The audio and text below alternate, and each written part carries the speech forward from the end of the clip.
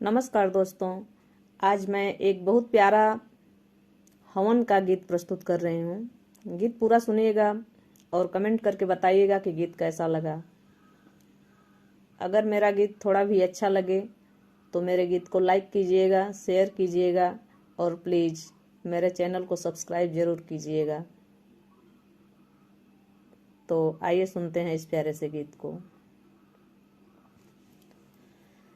कहवा हे उपजेला जउआ त कहवा हे घीव गुड़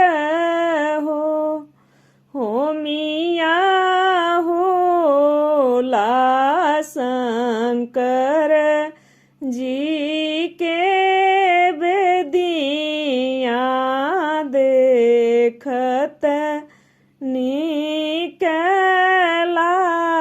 लागेला हो मिया होला कालिय माई के बेदिया देखत नीक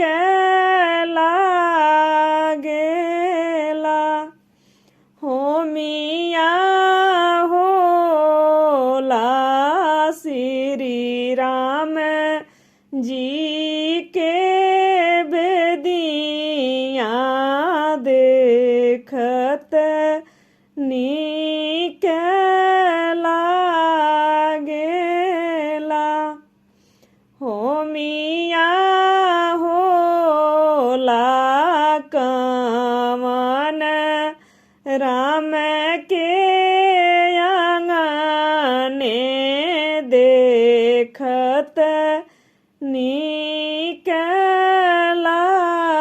लागेला कुरुखेत उपजेला जउआ हीर घरे घीव गुड़ हो मिया होला कवन राम के आंगने देखत नीक लागेला हो मिया होला दुर्गा मैया के बेदिया देखत नीक लागेला केई मोर नाचेला गावेला शंख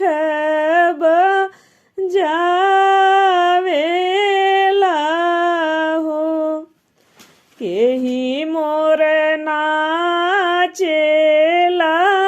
गावेला शंख बजावेला हो सखिया के ही मोर बाटे पर सदिया देखत नीक लागेला सखिया के ही मोरा बाटे पर सदिया देखत नीक लागेला नारद मोरे नाचेल गावेल शंख बजावेल हो नारद मोरे नाच नाचेल गावेल शंख बजावेल हो सखिया हनुमत बाट पर सदिया देखत नीक लागेला सखिया हनुमत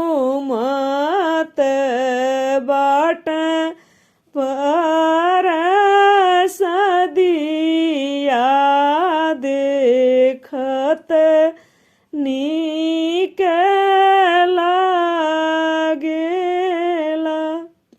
धन्यवाद दोस्तों। गीत कैसा लगा कमेंट जरूर करिएगा।